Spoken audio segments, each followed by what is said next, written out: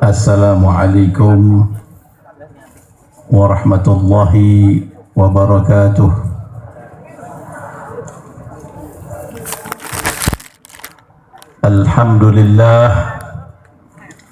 Alhamdulillahi rabbil alamin,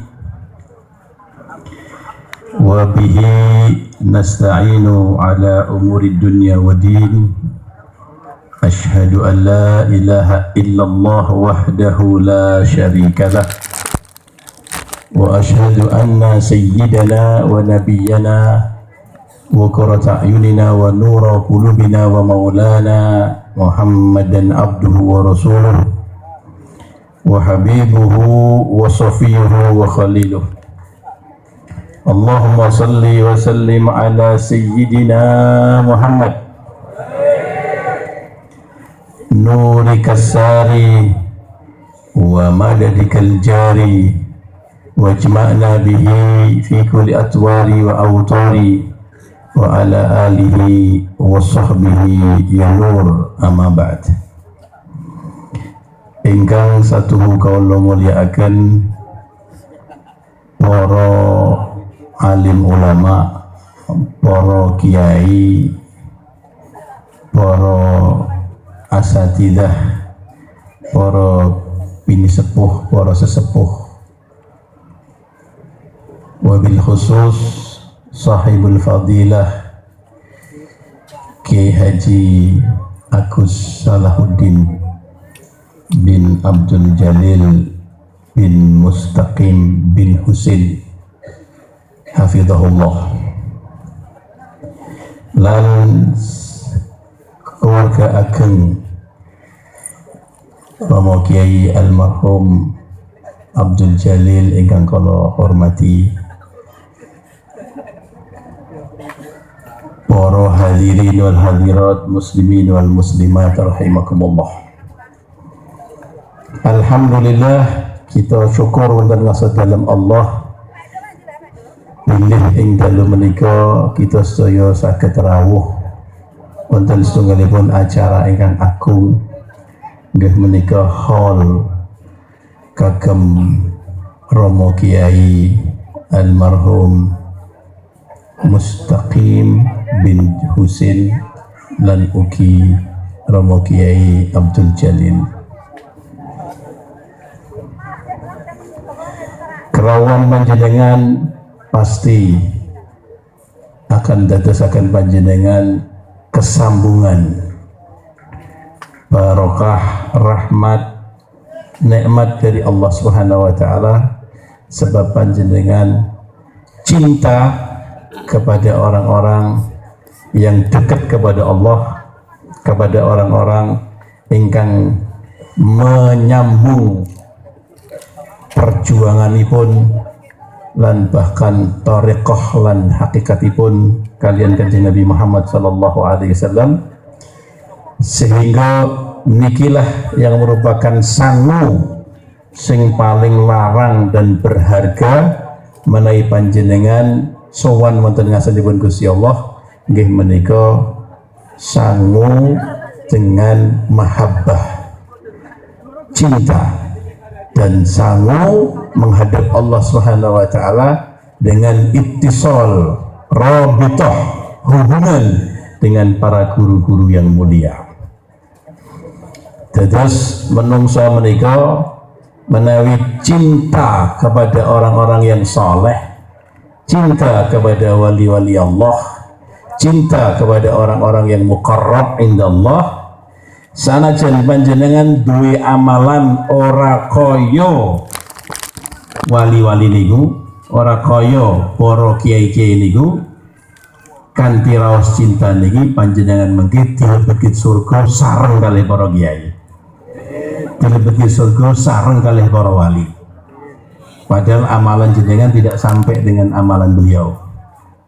Dari hadis Rasulullah, al-mar'u ma'a man ahab, wong kuwi mau bakal dibarengaken wonten surga sareng kalih sinten sing jenengan cintai, sinten sing jenengan ing terobitah qalbiyah, hati jenengan nyambunge kalih sinten. Mula jenengan lan kula kedah hati-hati anggenipun menjatuhkan cinta. Jangan sampai jenengan jatuh cinta kepada orang-orang yang dibenci oleh Allah. Jatuh cinta, seneng ngefans kepada orang-orang yang jauh kepada Allah.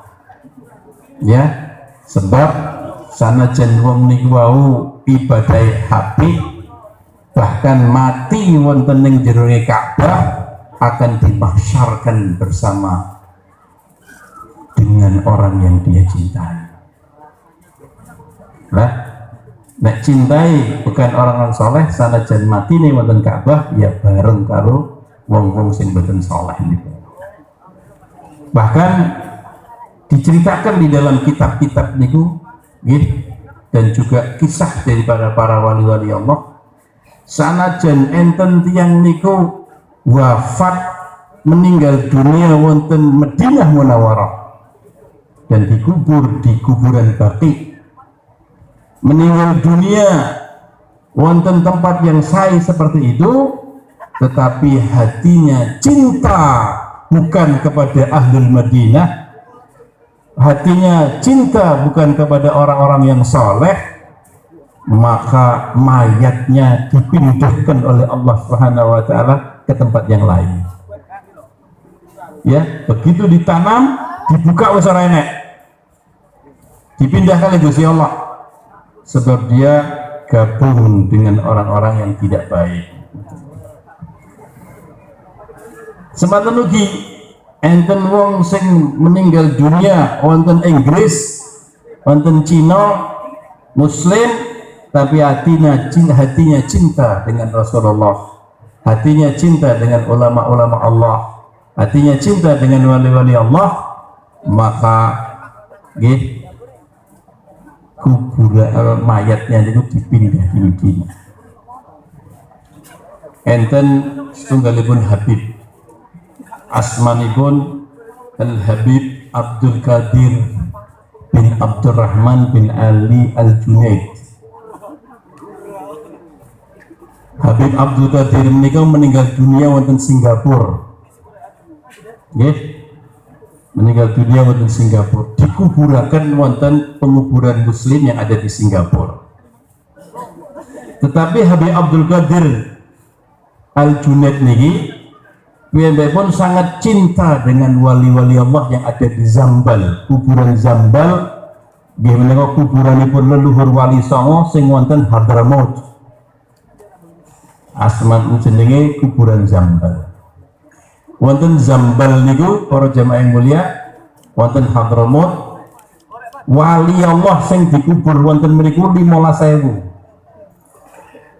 Wali kutubipun enten 80 wong, 80 wali kutub. Mulane wonten Hadramaut niku mboten enten hal.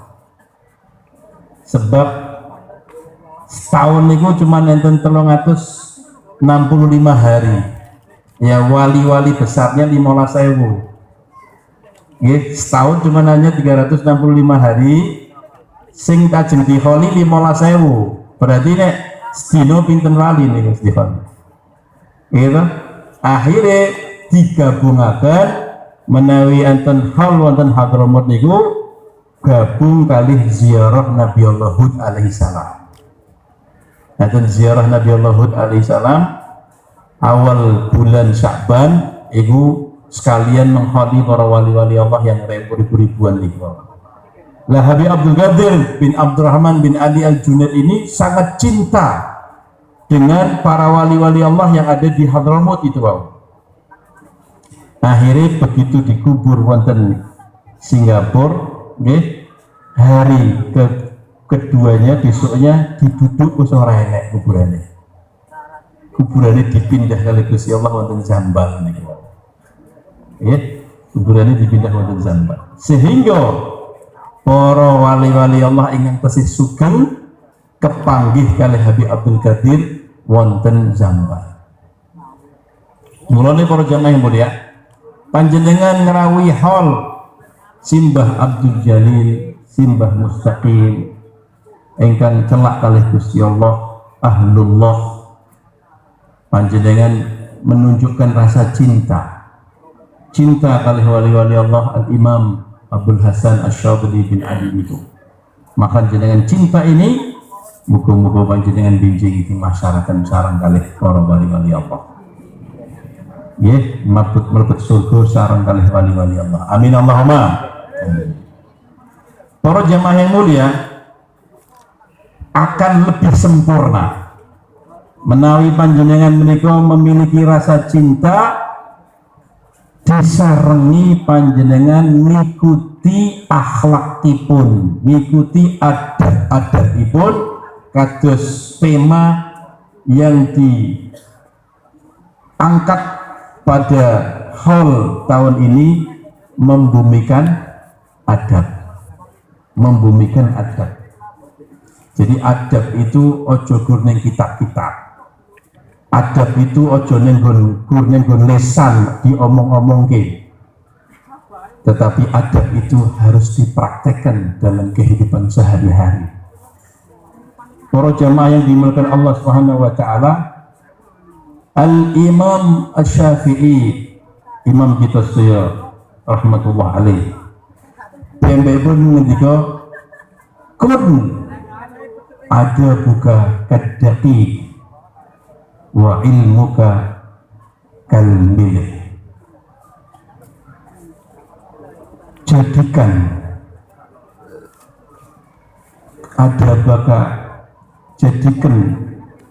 adab-adabmu, sopan santunmu, akhlakmu kuwi kaya gandum, dan jadikan ilmumu kaya uyah. Dadekno adabmu kaya gandum lan dadekno ilmumu kaya uyah. Panjenengan nek ndamel roti, kira-kira nek uyahe 2 kilo, gandume sekilo dadi napa niku Pak? Enak napa mboten? Uyahe 2 kilo, gandume sekilo. Jenengan doyan mangan betul kira-kira? Dilepeh oleh orang. Mula Imam Syafi'i mengatakan, "Qad adabaka kaddaqiq," jadikan adabmu ini seperti gandum. Gandumnya kathah, uyahe gur sak jimpit apa rong jimpit mawon, dadekke sedep, dadekke enak dipangan. Jadi lebih penting gadah-gadah adab sing kathah walaupun ilmune sithik daripada ilmune kuatah tapi ora duwe akhlak, ora duwe adab, maka dilepeh, dibuang oleh Allah, dibuang oleh Rasulullah, juga dibuang oleh masyarakat karena hanya punya ilmu tidak punya akhlak. Maka membumikan adab ini sangat penting. Jadi adab itu lebih banyak ya dibandingkan dengan ilmu kita. Lajeng para jamaah yang dimuliakan Allah Subhanahu wa taala, dulu para alim ulama itu lebih suka belajar adab. Yahya bin Mu'in, beliau mengatakan, saya ini belajar adab dengan Imam Malik itu 20 tahun. Belajar ilmunya Imam Malik bin Anas setahun. Setahun apa orang tahun. Belajar adab 20 tahun. Belajar ilmu 2 tahun. Setelah Imam Malik meninggal dunia, aku getun coba kabeh kowe mau tak nggo belajar adab. Kabeh mau tak nggo belajar adab. Padahal wis 20 tahun belajar adab. Ketika ditanya, "Wahai Imam, kenging nopo panjenengan kok getun pengen 22 tahun kabeh dienggo belajar adab?" Iya, nek belajar ilmu nang ndi enek. Tapi nek belajar adab, ta'dibul akhlak wa tahdzibul akhlak, ora iso, tidak sembarang orang yang bisa. Saat itu yang saya anggap mampu dan hebat adalah Imam Malik, tapi beliau sudah meninggal dunia, maka saya aku kelangan wong sing iso ngajari aku adab. Itu para jamaah yang dimuliakan Allah. Bapak Ibu yang dimuliakan Allah, manusia yang paling beradab ini bukan Nabi Muhammad SAW. Sehingga Nabi Muhammad SAW itu ketinggian adab yang begitu luar biasa sampai dipuji oleh Allah Subhanahu wa taala dalam surat Al-Qalam. Allah berfirman, "Wa innaka la'ala khuluqin 'azim." Ya, ala nika huruf isti'la. Wa innaka la'ala khuluqin 'azim. Isti'la lebih tinggi daripada khuluqin 'azim, daripada akhlak mulia. Maka seluruh budi pekerti luhur, seluruh adab, seluruh akhlak itu bersumber dari Rasulullah sallallahu alaihi wasallam. Wa ma min bariyatin, dan tidaklah apa yang ada di bariyah, min khuluqin mahmud, dari akhlak yang bagus, illa mutalaqqiyan min zainil wujud, kecuali terambil, mutalaqi, talaqi, ya, terambil, ditiru, ditoladani saking zainul wujud gitu menika Nabi besar Muhammad sallallahu alaihi wasallam. Para jamaah yang dimuliakan Allah, Nabi Muhammad di atas akhlak yang mulia, jadi lebih tinggi daripada semua akhlak-akhlak yang mulia.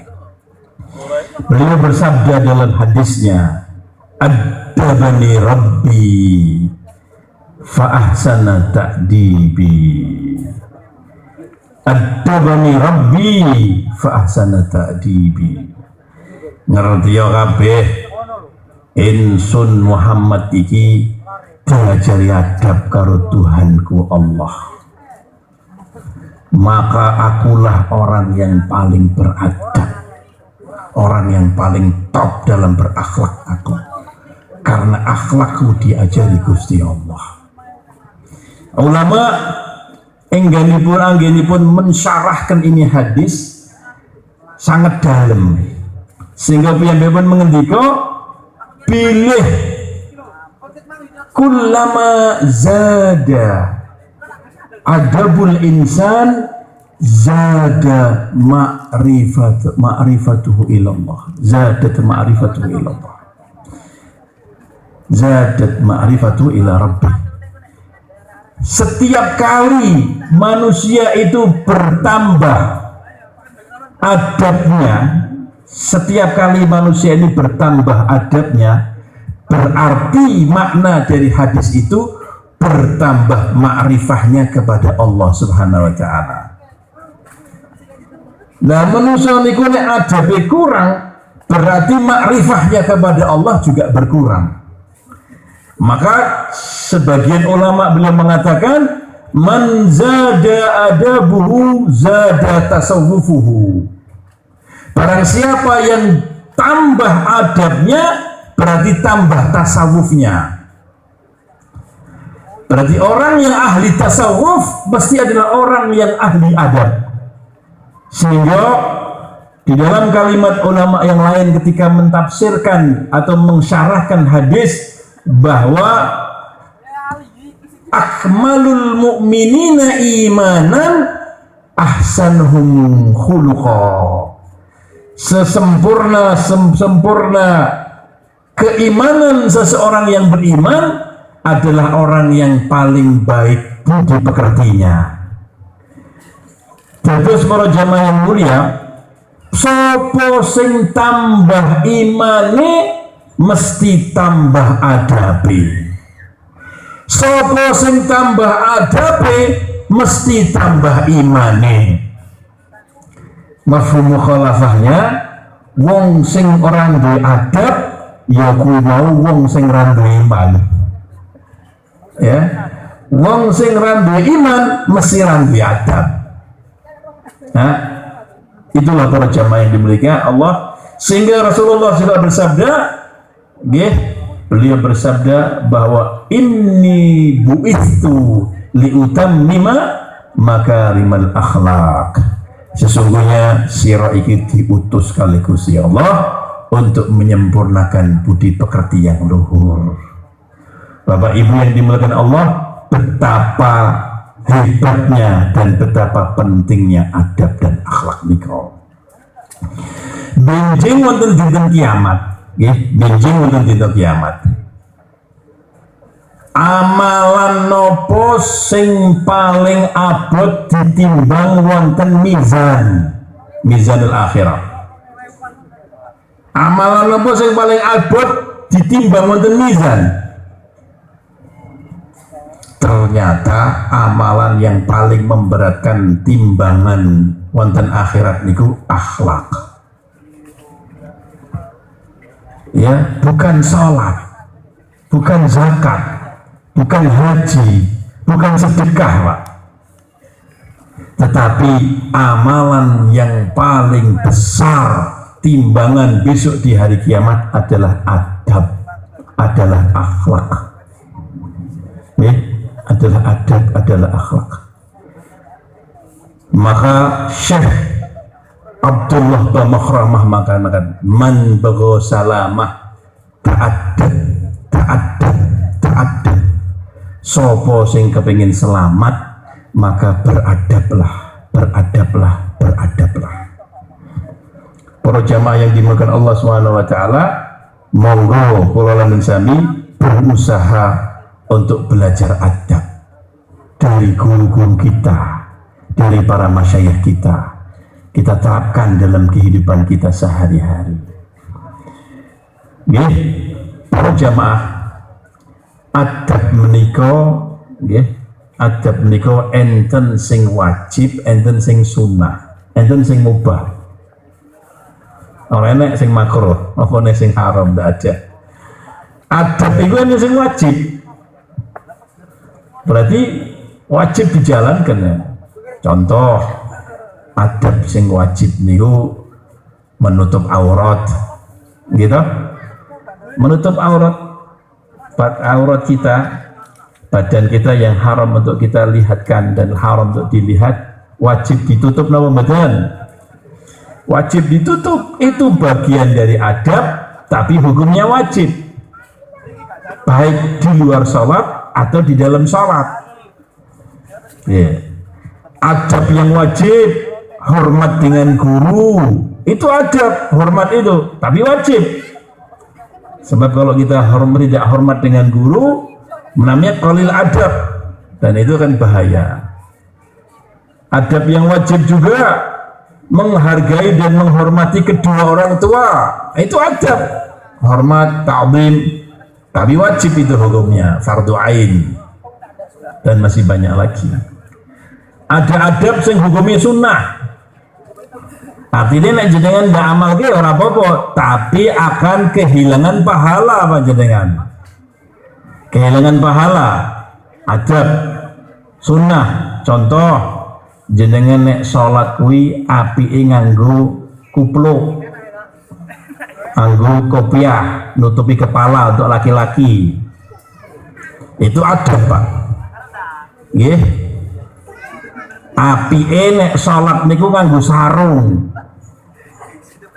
Orang nganggo celana panjang sah, nganggo celana panjang sah, orang dosa juga, sholatnya sah, orang dosa.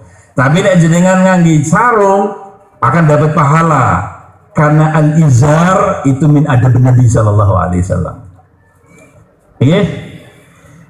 Khusus ibu-ibu dan juga bapak-bapak, nek jenengan sare niku kudu nganggo celana panjang. Jenengan ngangge rok, napa ngangge daster, tapi nganggo celana panjang. Itu khusus yang lebih diutamakan adalah ibu-ibu.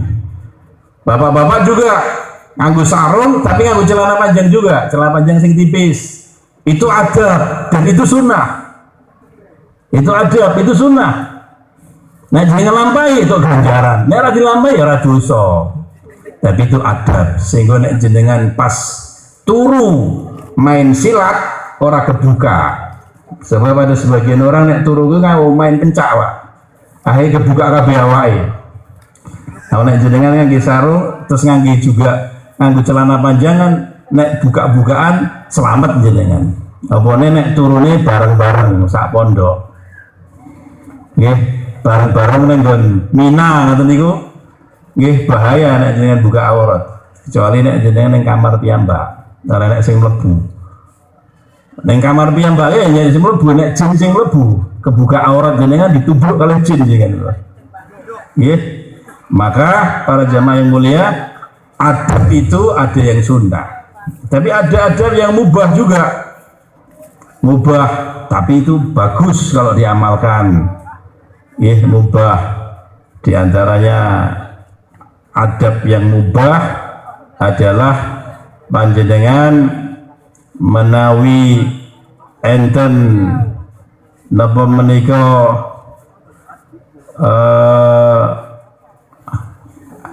air minum, air minum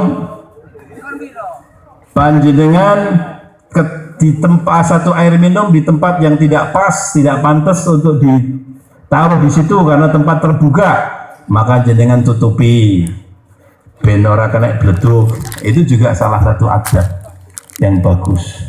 Jenengan nek enek tamu nyuguhi tamu ada air minum kudu nganggo apike nganggo lepek gimana Pak? Orang seperti sini ini tapi nganggo lepek. Itu mubah tapi adab. Nggih, adab. Tempat minumnya dikai lepek seperti itulah. Bapak Ibu yang dimuliakan Allah Subhanahu wa taala, adab di dalam Islam itu menduduki peringkat yang sangat tinggi. Sehingga Nabi besar Muhammad sallallahu alaihi wasallam itu adalah manusia yang sangat perhatian sekali di dalam akhlak dan dalam adab, dalam budi pekerti yang sangat luhur sekali. Dan itu merambat, merasuk kepada keluarganya dan juga merasuk kepada para sahabat-sahabatnya, merasuk kepada para tabi'in, merasuk kepada para tabi'in, sehingga hidup para ulama-ulama, hidup para keluarga-keluarga yang dekat dengan para alim ulama, maka mereka adalah orang-orang yang memiliki akhlak dan adab yang teramat tinggi dalam kehidupannya. Ini para jamaah yang mulia. Contoh bagaimana Kanjeng Nabi Muhammad SAW mengajarkan adab. Di dalam semua kehidupan Nabi Muhammad penuh dengan adab. Contoh Bapak Ibu yang mulia, Kanjeng Nabi Muhammad SAW untuk kehidupan dirinya,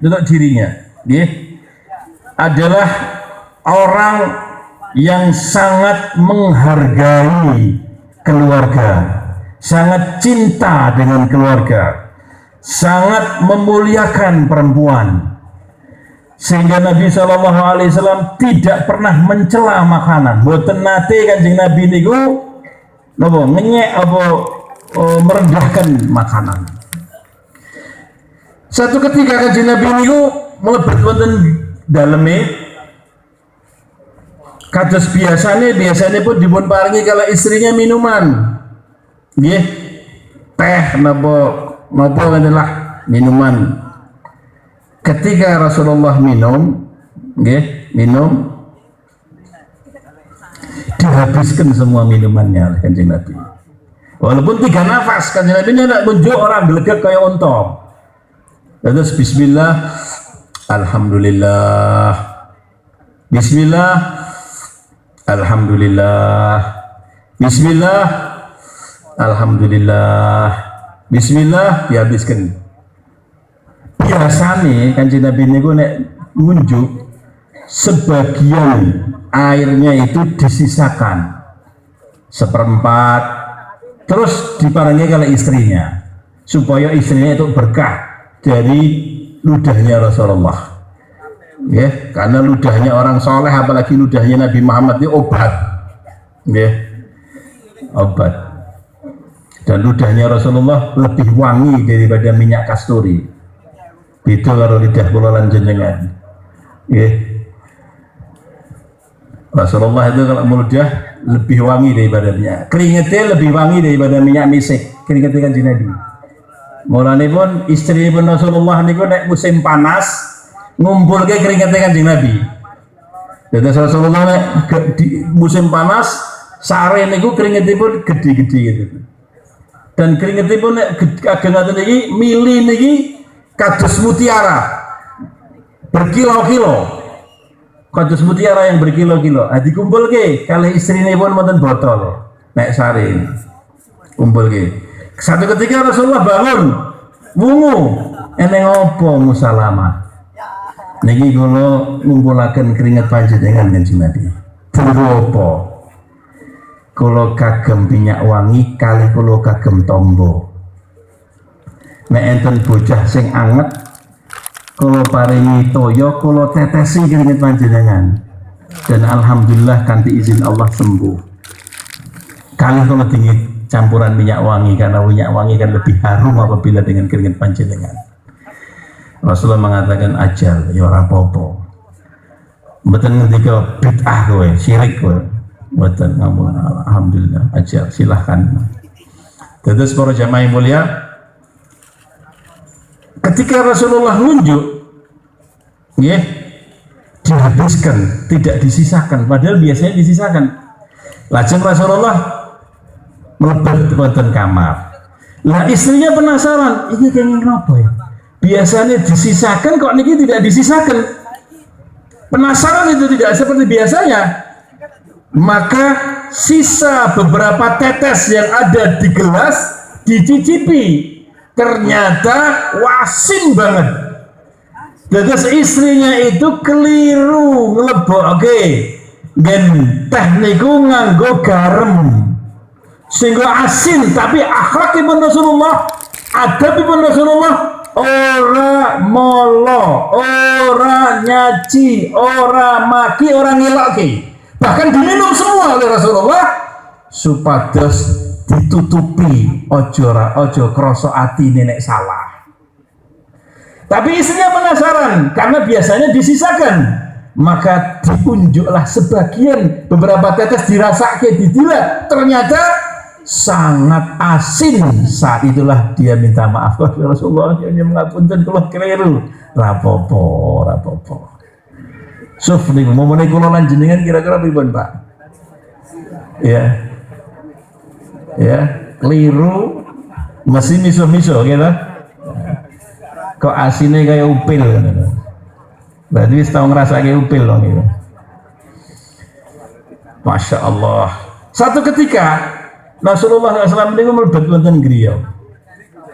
Lajeng dipun paringi roti, nggih, roti dari gandum merah. Dalam bahasa Arab namanya hif, al-hif. Hif itu atau aish.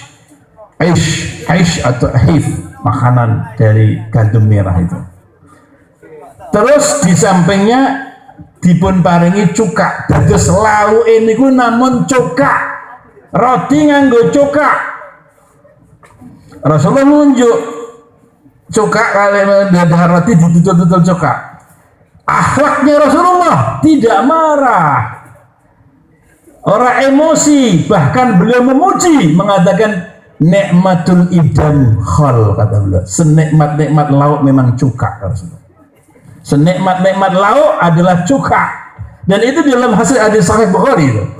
Gila, dalam Sahih Bukhari Rasulullah mengatakan nikmatul idam khal, senikmat-nikmat lauk adalah cuka. Bapak-bapak nek jenengan mabet griya rene apa-apa kudu dikai cuka pripun kira jenengan. Masya Allah, inilah adabnya Rasulullah. Inilah akhlaknya junjungan kita Nabi besar Muhammad sallallahu alaihi wasallam. Satu ketika Rasulullah memang setiap kali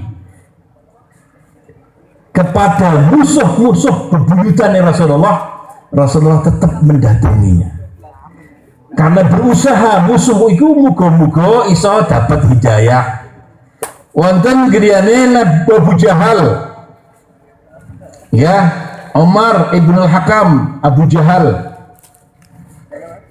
ketok pintunya, dijak ngomong, dipengaruhi, didakwai oleh Rasulullah dengan Islam. Akhirnya Abu Jahal ini pegel sekali. Kenapa? Karena dia sebenarnya menolak Islam. Pasti dia menolak Islam dan tidak suka Rasulullah bicara tentang Islam di hadapannya. Akhirnya pun Abu Jahal karena sudah berkali-kali seperti itu dan Rasulullah tetap datang, maka Abu Jahal bikin lubang, Pak. Wonten ngarep omahe nggih beberapa langkah dari pintunya itu dikasih lubang. Lubang jero wong sing klebu ning lubang kuwi ora iso munggah dhewe. Nggih tidak akan bisa mampu dia naik sendiri. Ditutupi nggih pikirane supados mungkin nek Rasulullah bendinten mlebet teng mriku niku mlebet wonten napa menika lubang niku. Rasulullah datang. Begitu Rasulullah melangkah ke rumahnya Abu Jahal, sudah dikasih tahu sama malaikat Jibril, Abu Muhammad hati-hati, kira-kira 7 langkah dari rumahnya Abu Jahal ada lubang, maka kamu jangan melangkah lebih jauh. Maka beliau berhenti, belum melangkah berhenti. Abu Jahal sudah menunggu karena memang mengharapkan Rasulullah datang dan masuk ke ini mau disyukur kayak gitu.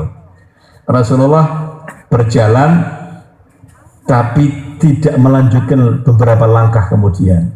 Lah Abu Jahal mengajak, Muhammad, ta'al, sini ya, kamu sini ya. Rasulullah ada sini. Tetap Rasulullah berdakwah. Ngajak. Abu Jahal saking semangatnya sini ya sambil berjalan dia. Orang ngerti ya bahkan dia yang masuk lubang. Ya dia yang masuk lubang sendiri. Siapa yang menggali lubang, dialah yang akan terperosok. Akhirnya Abu Jahal terperosok. Begitu masuk lubang, apa yang dikatakan Rasulullah? Ya, apa yang dilakukan Rasulullah? Rasulullah SAW mendekatinya dan naling, dia nanting tangannya untuk diangkat dari tempat itu. Ketika Rasulullah SAW sering beliau sholat ke Ka'bah, beliau rumahnya dekat dengan Ka'bah. Kemudian beliau sholat. Setiap kali Rasulullah pulang dari sholat atau menuju kepada sholat, ada tetangganya yang tidak suka dengan Rasulullah, benci dengan Rasulullah dari golongan orang-orang kafir. Rasulullah diludahi, didoni dari atas. Didoniju, kadang kena mustakanipun, kadang kena rasukanipun, kadang kena mukanya Rasulullah, karena diudahi terus setiap kali berangkat dan pulang sholat. Rasulullah sabar.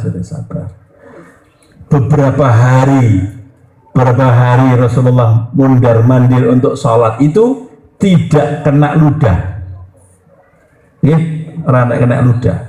Akhirnya Rasulullah tanya kabar tetangga nih, sing gadah griya niki wonten pundi? Kok sepi? Oh sakit. Begitu sakit, maka Rasulullah pulang. Beto gandum, beto kurma, beto makanan-makanan diletakkan di satu tempat. Rasulullah nyowani wong sing bendino ngidoni niku. Ketok pintunya, dibuka oleh pembantunya, minta izin, katakan bahwa saya Muhammad mau datang, mau nengok karena sakit. Dipersilahkan. Begitu sampai di kamar dia dalam keadaan sakit, maka Rasulullah membawa pasel memberikan hadiah kepada orang yang sangat benci dengan Rasulullah, membawa hadiah kepada orang yang betul-betul membuat hal yang sangat hina, yaitu meludah tiap hari. Maka orang itu menangis melihat akhlaknya Rasulullah SAW. Dia mengatakan, pemimpin-pemimpinku orang-orang kafir Quraisy tahu saya beberapa hari sakit, tidak ada satupun yang nengok saya, bahkan tidak ada yang menanyakan saya. Kamu ini Muhammad, orang yang tiap hari saya ludahi, tiap hari tak idoni, tapi panjenenganlah orang yang pertama kali malah mengunjungi dan menengok saya, membawa hadiah lagi.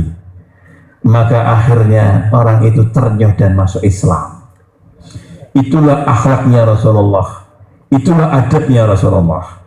Bapak Ibu yang dimuliakan Allah, ada satu orang tua yang napa menika biasane beto kayu bakar ya, beto kayu bakar dari hutan nanti dibawa ke rumahnya, kemudian sebagian dijual. Begitu di pinggiran kota Mekah, Rasulullah melihat orang tua perempuan membawa kayu bakar yang begitu berat, maka Rasulullah mendatangi ibu itu. Bu, napa saged kula bantu panjenengan ngangkaten kayu bakar niki? Oh, monggo, monggo. Diangkat sama Rasulullah. Coba bayangkan.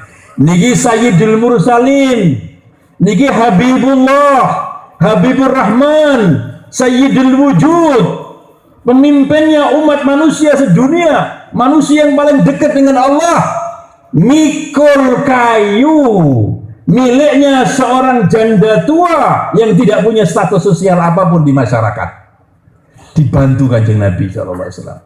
Bapak Ibu yang mulia, panjenengan notasi Rasulullah itu manusia yang tampak bahwa dia adalah orang bangsawan, tampak langsung bahwa dia orang yang sangat bersih, karena Rasulullah itu manusia yang sangat ganteng, paling bersih, paling hebat, paling rapi kalau berpakaian.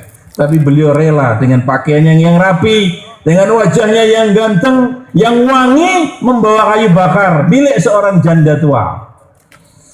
Diangkat Rasulullah, wonten pundi Bu dalem ipun jenengan niko pinggiran kota Mekah. Terus diangkat Rasulullah sampai di rumah, wonten pundi Bu kula letakkan nang nggon rumahku. Diletakkan di belakang rumahnya oleh Rasulullah. Lajeng Rasulullah pamitan, ikhlas, tidak punya keinginan apa-apa. Pamit Bu, kula sampun bantu panjenengan. Nah, ibu-ibu bingung mau ngasih hadiah apa, karena orang Arab itu biasanya tidak mau hutang budi. Biasa, kalau sudah dibantu dia kepengen bantu juga. Dicari-cari rumahnya untuk ngasih hadiah karena dia fakirah, miskinah, tidak ada apa-apa, orang bisa bantu Kanjeng Nabi.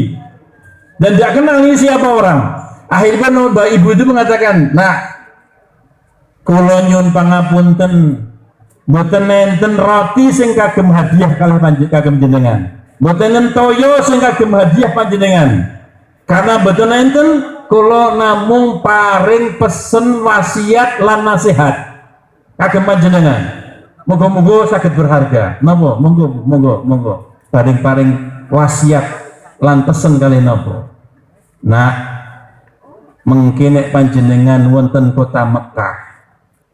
Nggih, di pinggiran kota Mekah. Bukan jenengan wonten kota Mekah, hati-hati nggih nah. Ampun celak-celak kalih tiyang sing asmane Muhammad bin Abdillah. Hati-hati nih jenengan. Sebabnya apa Bu? Kuwi wong sing pemecah belah umat. Orang Quraisy ini gaduh gara-gara Muhammad bin Abdillah.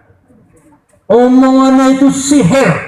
Kalau dia ngomong, orang masih terpengaruh karena sangat indah dan sangat hebat.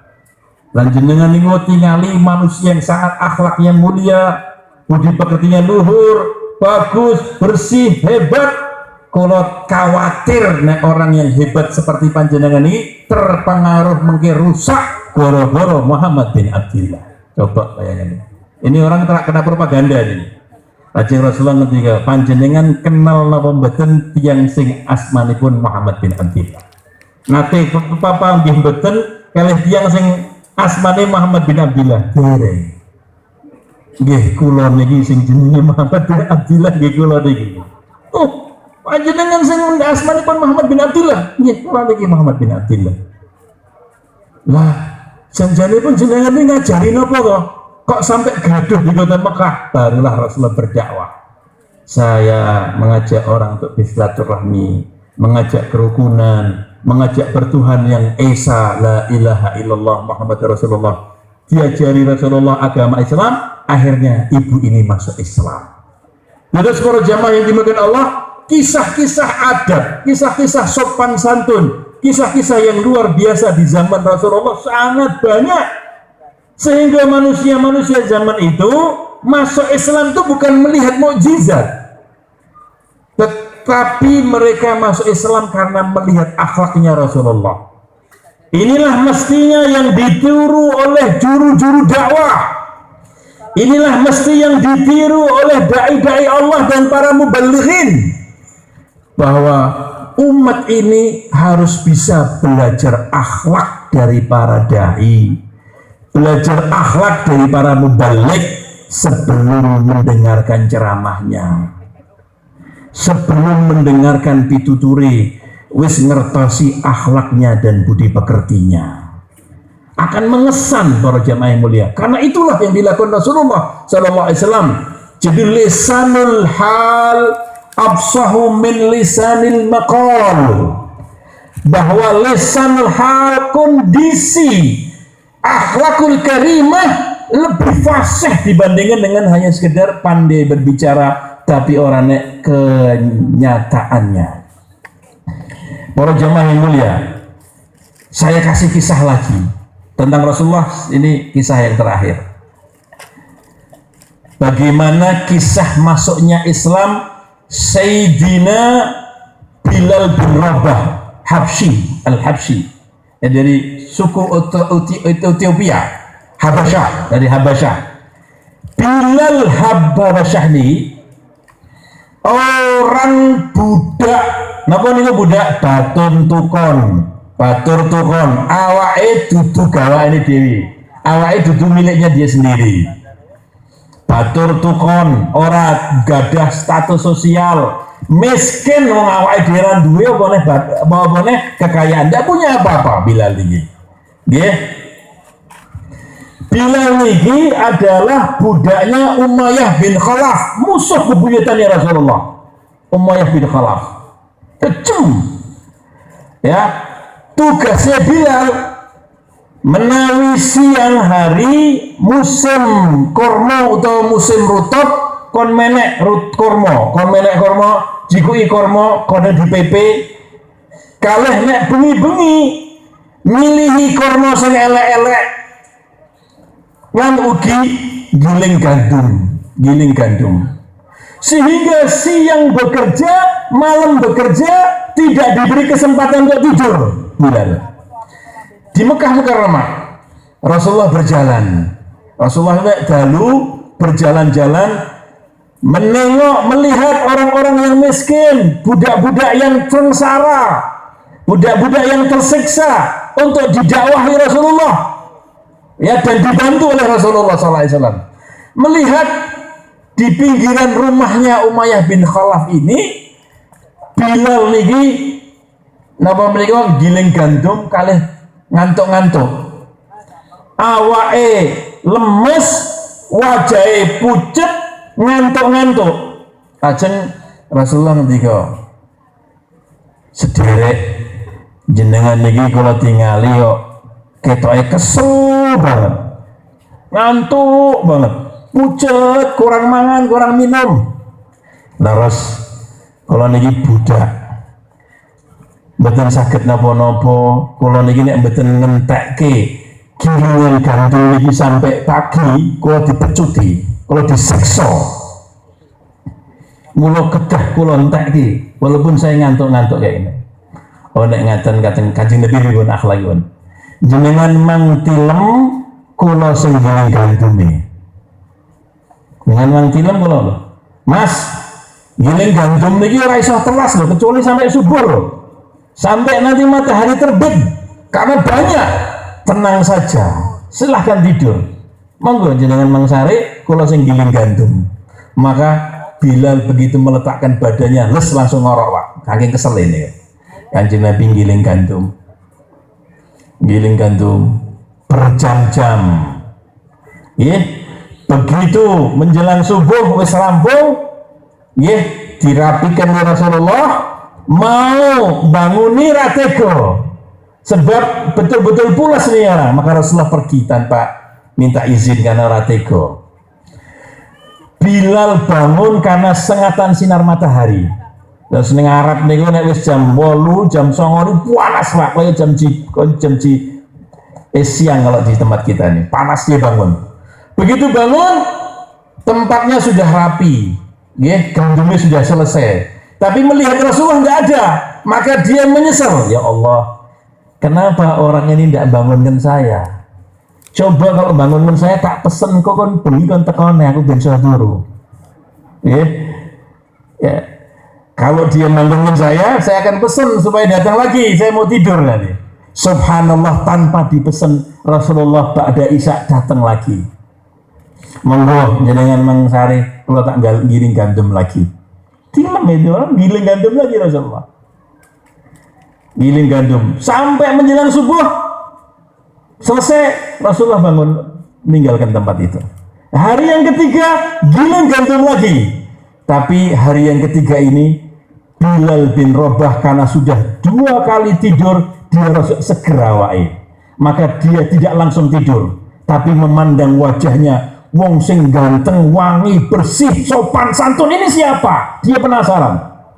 Maka berbincang-bincanglah. Bilal mengatakan, sederek panjenengan iki sinten? Kalau kula tingali wajah panjenengan, kalau tingali pakaian panjenengan menjadi putra bangsawan, tidak orang sembarangan. Tapi kini kenapa kok jenengan nulungi kula manusia yang miskin seperti saya ini? Maka dia mengatakan, saya adalah Muhammad bin Abdullah. Saya adalah Muhammad bin Abdullah. Oh, panjenengan iki Muhammad bin Abdullah. Nggih, ngene napa? Kula niki mireng saking juragan kula lan wong Quraisy. Kalau tiang yang namanya Muhammad bin Abdullah itu adalah tukang fitnah, tukang memecah belah umat, begini. Itulah orang yang menuduhkan kepada saya, kata Nabi Sallallahu. Itulah tuduhan kepada diri saya. Akhirnya pun Bilal bertanya, wahai Muhammad, saat ini pun jenengan ini mendakwahkan apa, menyampaikan ajaran apa? Akhirnya disampaikan Rasulullah tentang Islam, dan Bilal akhirnya masuk Islam. Begitu masuk Islam, terhunjam kuat, kokoh betul dalam hatinya Bilal terhadap Rasulullah. Berarti ini ajaran yang sangat benar. Melihat akhlaknya Rasulullah, mengesan betul dalam sanubarinya. Maka Bilal pun taat di dalam Islam. Sampai satu ketika Bilal sholat, ketahuan oleh juraganipun Umayyah bin Khalaf, dan Bilal ditangkap untuk meninggalkan Islam. Tapi Bilal bertahan karena dia terkesan hatinya kepada Rasulullah. Dia yakin bahwa ajaran Rasulullah pasti benar, walaupun dipecuti, walaupun diparingi apa niku batu yang begitu besar di perutnya, dan dipecuti begitu panasnya di atas pasir, padang pasir yang begitu panas. Bilal mengatakan ahadul ahad, tetap dia mempertahankan Islam. Dan akhirnya dibeli oleh Sayyidina Abu Bakar Siddiq dari perbudakan. Jadilah Bilal bin Rabah tukang azannya Rasulullah. Sampai zaman sekarang ini, nama Bilal yang tidak punya status sosial saat itu menjadi nama yang dikenang seumur hidupnya. Betul Pak? Jangan lihat di Mesir ada kalimat apa? Khatib Bapak Muhammad, Bilal Bapak Yusuf, gitu. Disebut Bilal. Ya, Bilal artinya tukang azan. Karena Bilal adalah tukang azan. Namanya dikenang, Bilal bin Rabah. Dan jenengan ngertos para jamaah mulia, Bilal bin Rabah niki di zamannya Sayyidina Umar bin Khattab radhiyallahu anhu, beliau menjadi seorang gubernur. Bayangkan, orang budak belian, wajahnya hitam, dari Ethiopia, bukan orang Arab, diangkat oleh Rasulullah dengan keislamannya, dan akhirnya di zaman Sayyidina Umar bin Khattab jadus gubernur Damaskus. Sayyidina Bilal ini ketika jadus gubernur Damaskus berjalan 1 tahun. Kenapa jadi gubernur? Ceritanya ngeten, si Bilal ini jadi gubernur ke Damaskus karena setelah Rasulullah wafat, Sayyidina Bilal ini mboten sakit sare wonten Madinah. Bagaimana sakit sare? Kalau berjalan mengingat Rasulullah, dia menangis. Kalau berada di Mesir, dia menangis karena dia ingat dulu Rasulullah duduk di sini, Dulu Kanjeng Nabi ngimami, dulu Rasulullah SAW seperti ini, mengingat terbayang-bayang hidupnya Rasulullah sehingga dia nangis terus setiap hari, tidak bisa melupakan bagaimana cintanya beliau kepada Rasulullah, sehingga dia kurus kering dan tidak doyan makan. Akhirnya pamitan kepada Sayyidina Umar, ya pamitan kepada Sayyidina Abu Bakar untuk meninggalkan Madinah Munawwarah, dan beliau merantau ke Damaskus, Syria pada saat ini. Dan pada zaman Sayyidina Abu Bakar, pada zaman kekhalifah Sayyidina Abu Bakar, Bilal diangkat menjadi gubernur. 1 tahun berada di Damaskus, Bilal dimimpi Rasulullah. Ya, dimimpi Rasulullah. Rasulullah mengatakan, "Ma hadza jafwah ya Bilal, ama anta la tazuruni?" Apa ini Bilal? Sudah setahun kamu meninggalkan aku. Apakah engkau tidak menziarahi aku, wahai Bilal? Kata Nabi dalam mimpinya. Begitu bangun Bilal, maka hatinya rindu kepada Rasulullah SAW. Maka saat itulah beliau membawa kudanya dan membawa bekalnya, langsung nyengklak kudanya, habis salat subuh menuju ke Madinah Munawwarah untuk ziarah kepada Rasulullah SAW. Sesampainya di Madinah Munawwarah, Bapak Ibu yang mulia, coba ini bagaimana cintanya Sayyidina Bilal kepada sang Nabi Muhammad SAW. Langsung nubruk kuburan Rasulullah, ditubruk kuburan Rasulullah, menangis sejadi-jadinya, memeluk kuburan Rasulullah dan menangis karena rindu yang begitu dalam.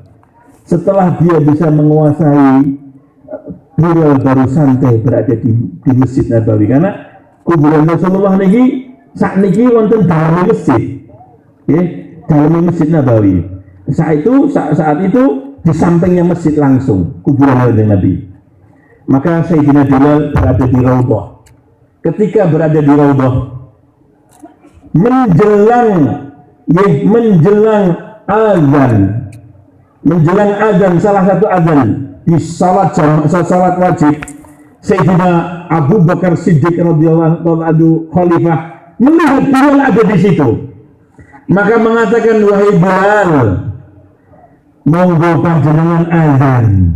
Kulo rindu betul dengan suara panjenengan.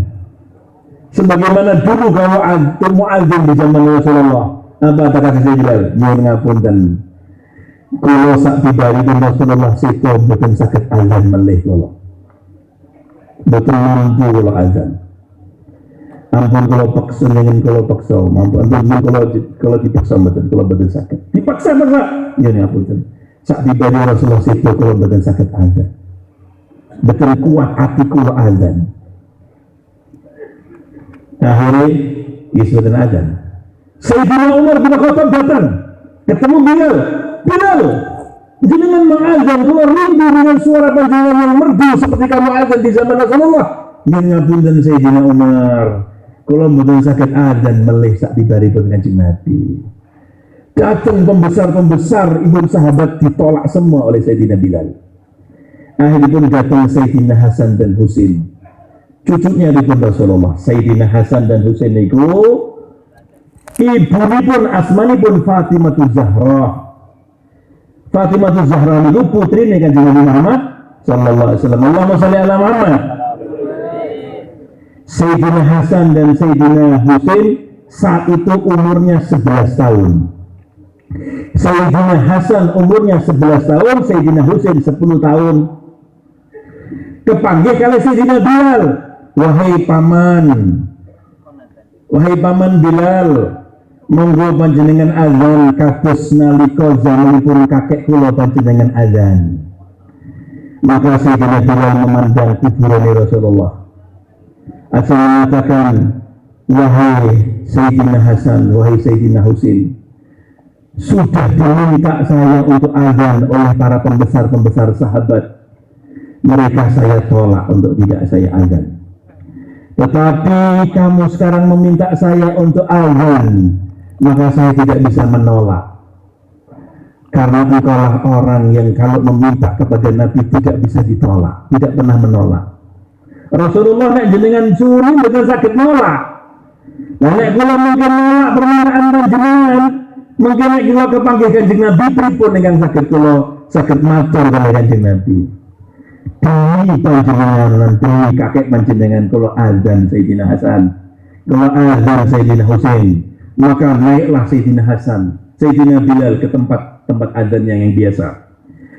Begitu Sayyidina Bilal azan, Allahu Akbar, Allahu Akbar, maka orang-orang Madinah pada mendengar suara itu, dia mengatakan, Abu Isa Rasulullah, Abu Isa Rasulullah, apakah bangkit kembali Rasulullah? Apakah bangkit kembali Rasulullah? Mendengar suara azannya Bilal, karena sudah hampir 1 tahun lebih Bilal tidak pernah mendengar suaranya setelah wafatnya Rasulullah.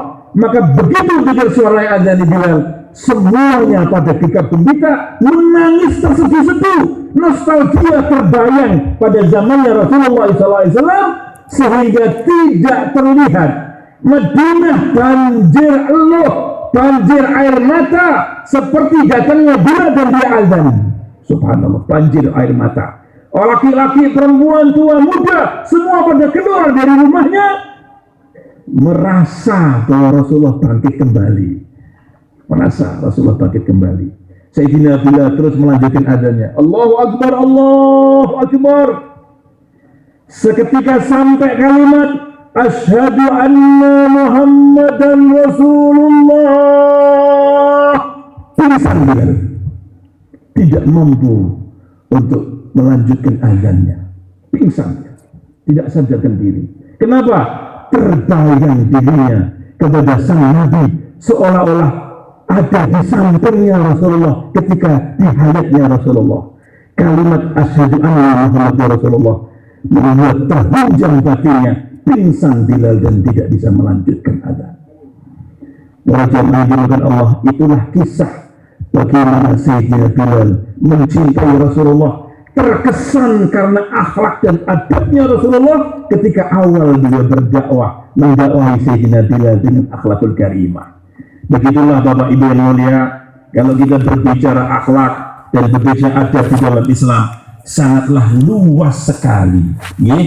Mulane Bapak Ibu yang mulia, monggo kula mensami berusaha membumikan adab di dalam kehidupan kita sehari-hari. Bagaimana kita berakhlak dan beradab dengan tetangga, bagaimana kita berakhlak dan beradab kepada guru, berakhlak dan beradab kepada kawan, berakhlak dan beradab kepada keluarga, berakhlak dan beradab kepada siapa saja, bahkan kepada hewan, kepada tumbuh-tumbuhan, kepada apapun. Rasulullah SAW mengajarkan adab itu sampai kepada hewan, sampai kepada tumbuh-tumbuhan, sampai kepada lingkungan hidup, berakhlak dan beradab dan menjaga perasaan. Bapak Ibu yang mulia, kulolan menjamin itu yang muslim ngaku umat Rasulullah, kadang kepada ayah ibu kita tidak berakhlak dan tidak beradab, kadang tidak menjaga perasaan kepada orang tua. Padahal Kanjeng Nabi kepada hewan saja dijaga perasaan. Contoh nih, di dalam kitab-kitab disebutkan Bapak Ibu yang mulia, Rasulullah bersabda, diambil dari kitab Allah, Rasulullah bersabda, bilih innallaha katabal ihsan ala kulli syai' fa idza dzabhtum fa'sinu dzibha wa idza qataltum fa'sinu qitlah falyahiddu ahadukum safratahu wal yurih dzabihatahu. Innallaha katabal ihsan ala kulli syai'in. Sesungguhnya Allah mewajibkan kepada kalian wahai umatku untuk berbuat baik kepada segala sesuatu. Ala kulli syai'in, syai'in itu apa? Syai'in itu ya hewan itu bagian dari syai', tumbuh-tumbuhan bagian dari syai', apapun bagian dari syai', kita suruh berbuat baik kepada segala sesuatu. Apalagi pada manusia, apalagi pada guru, apalagi pada orang tua, terus seperti itu para jamaah yang mulia. Bapak Ibu yang mulia, Nabi Muhammad SAW itu mengajari adab. Pripun niku? Nek jenengan menyembelih hewan, nggih, jenengan menyembelih hewan, kambing umpamanya atau ayam, niku mboten angsal diduduhke pisone. Terus dengan nek nuntun kambing untuk disembelih, pisau niku harus dikelewang-kelewang ke didelok ini enggak boleh, disimpan. Masukkan koran apa gombal taruh mriki nggih baru digiring sing apik. Dibisiki Allahu Akbar, Allahu Akbar, Allahu Akbar, dilus-lus. Nanti dia akan menghadapi kita hadapkan kiblat dalam keadaan tenang, baru kita keluarkan pitu pisau, terus kita sembelih dengan satu seran, memutuskan dua saluran mari dan hulkum, saluran minum dan saluran makan dan saluran nafas, sehingga terputus dengan enak matinya dan walurih dibahat dada bilahu, didenakkan dalam kita menyembelih dan ditajamkan pisaunya. Itulah akhlaknya Rasulullah. Nek jenengan nggawa kambing dan pisaunya dilihatkan oleh kambing, maka kambing akan ngomong dalam hatinya, aku harus dibeleh karo wong iki. Jelas iki balas harus dibeleh. Kemudian nek jenengan menyembelih kambing atau hewan yang banyak, niki kambing, panjenengan ikatkan sapi kambing banyak ketika waktu kurban kemarin, ojo mbok beleh ning ngarep kanca-kancane. Mboten angsal, tidak beradab. Orang haram tapi tidak beradab, tidak sesuai dengan caranya Rasulullah. Jadi diambil itu kambing, tempatnya dia dikencang, disembelih di tempat yang jauh, supaya nangis ora didengar, peroncal-peroncal ora didelok, lan keadaan yang berat tidak didelok. Itu akhlaknya Rasulullah. Sebab nek jenengan mengke sembelih di depan kanca-kancane, maka dia ngatakan bariki giliranku iki bariki wis. Jelas iki bariki. Bisa nangis lho niku, Pak. Nangis lho onta niku nek jenengan sembelih sampingnya kancane itu nangis ya, mengalirkan air mata. Berarti seolah dia punya perasaan. Ya, karena melihat peroncal-peroncale kancane sing berot-berot lan teriak-teriak itu dia juga dirasa gitu loh. Instingnya seperti itu, subhanallah. Maka akhlaknya Rasulullah disembelih tempat yang lain sehingga tidak didengar dan tidak dilihat. Akhlak nama betul ini Bapak Ibu. Akhlak ibn Rasulullah Sallallahu Alaihi Wasallam sampai binatang pun dijaga perasaan pun. Mudah-mudahan apa yang kalau sampaikan ini sakit membawa kita terdorong ya untuk memiliki akhlakul karimah dan akhlak adab sebagaimana dituntun oleh Rasulullah SAW. Dan kalau bicara ini sangat panjang sekali, maka saya tutup ya karena sudah jam 12.